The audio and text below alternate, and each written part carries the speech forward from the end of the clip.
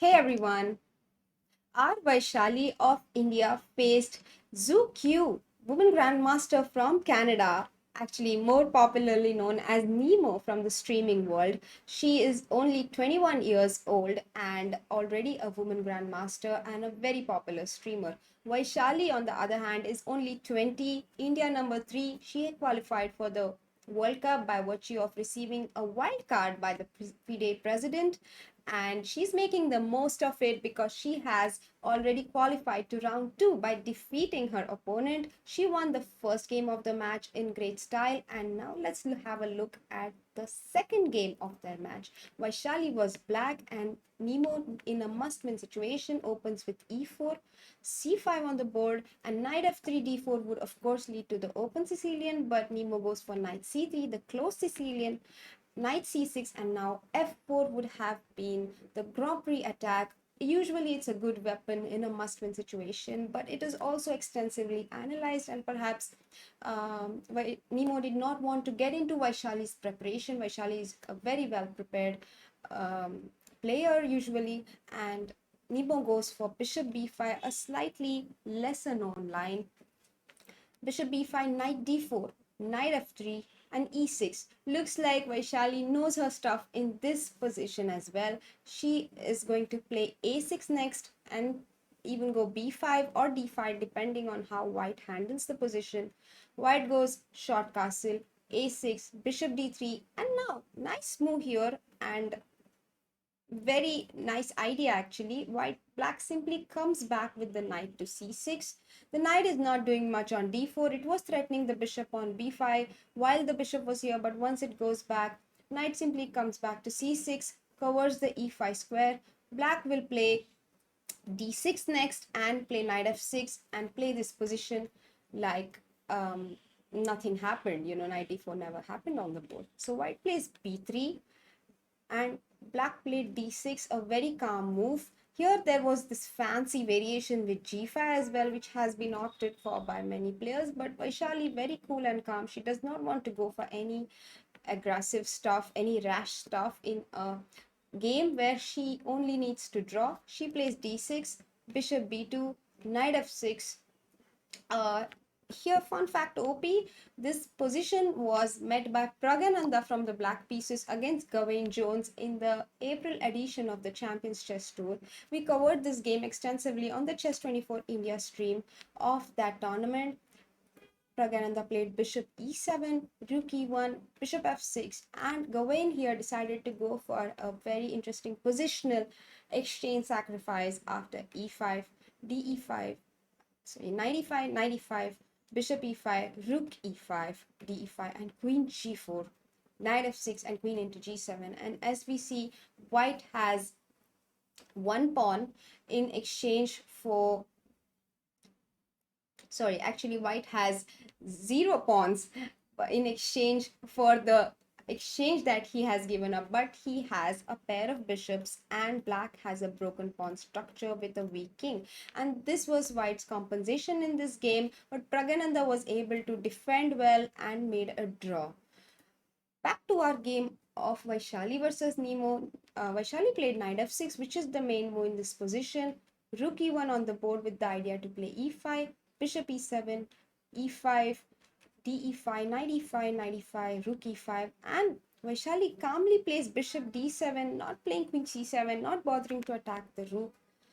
Queen e2 on the board. Again, here there was one more game by Prag, and his opponent was Lawrence Trent in the Fide Grand Swiss over the board tournament, of course, in 2020. Lawrence went knight e4 here, and after queen c7, he already went astray with queen c1. Mysterious move, not clear what white is doing. Black played knight d5, very logical, and after g3, f5, the knight on e4 is already trapped in the center of the board. Can you believe it, guys? Because it can't go back to c3. The e5 rook hangs. It can't come to g5 where the bishop covers it. So white was forced to give up the exchange after rook d5, ed5, and black was already winning this game after merely 16 moves played on the board.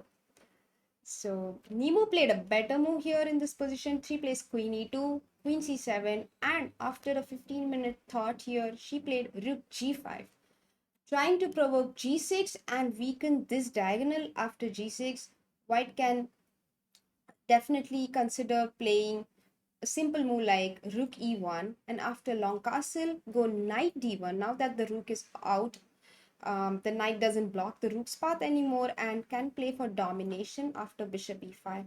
This diagonal feels very weak. This knight feels a little vulnerable. So Vaishali very smartly avoids g6. She plays rook g8. She does not want to short castle anyway. She wants to long castle, and she actually wants to push her pawns on the king side because it is an opposite side castling position. Rook g8, h3, which will act as a hook later in the game. We will see how. h3 perhaps is not the best move in this position. h3, h6, rook g3, and g5. Well, g5 was not required, but g5 is also an interesting idea. The idea is to cover the f4 square, and it is not the same as playing g6 in the previous position because the rook is no more on h8, so this diagonal is not weak anymore. And after g5, the pawn is much better placed. You can even start a pawn storm on the king side. So g5 on the board, knight e4, and black plays knight d5, not exchanging the knight. It will be very useful on f4, queen h5, and black simply protects the pawn on h6 with rook g6. Even though this rook is on the diagonal of the bishop, it does not feel as vulnerable as uh, it looks on the first glance. But white had nothing better but to take advantage of this fact and actually go for a move like knight d6 in this position. She went rook e1, but knight d6 would have been a very interesting try.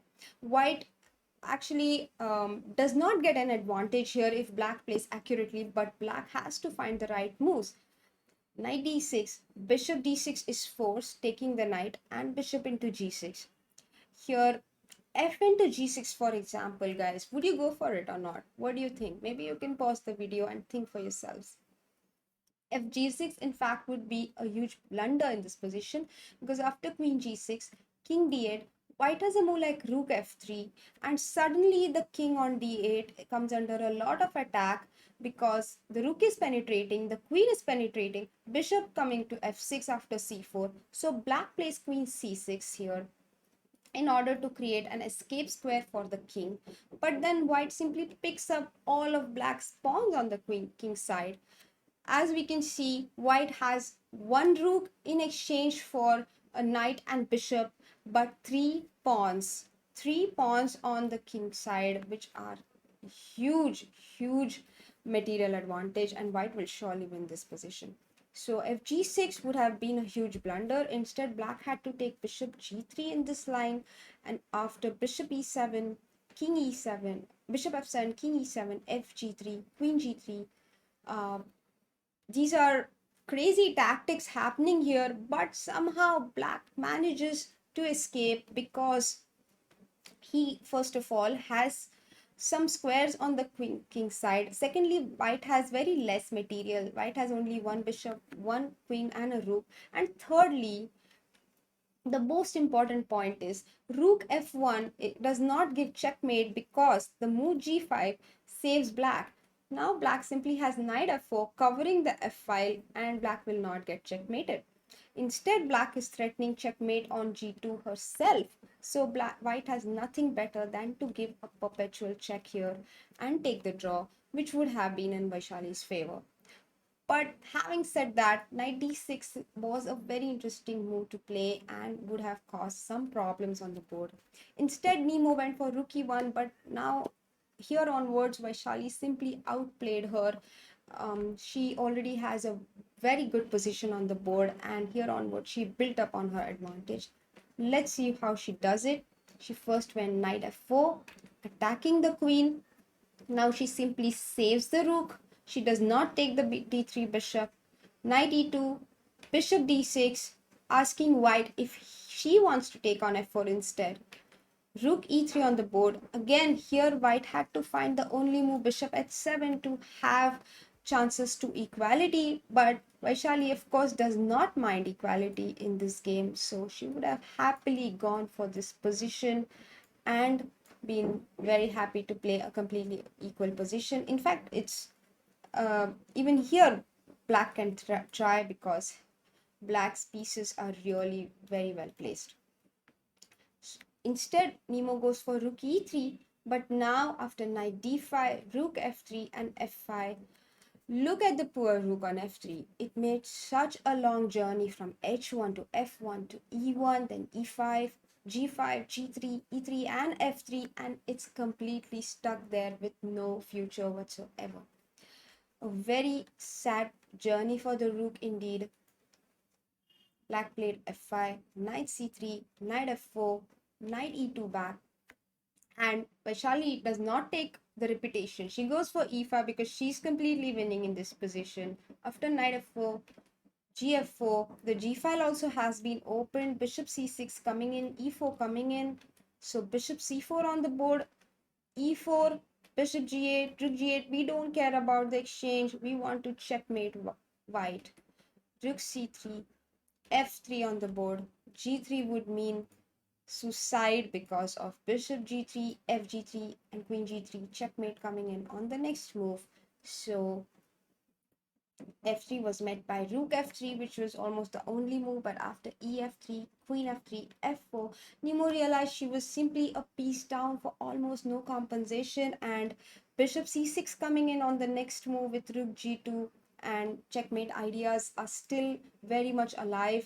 Black is enjoying this position very much, so Nemo resigned, and Vaishali has gone through to the second round.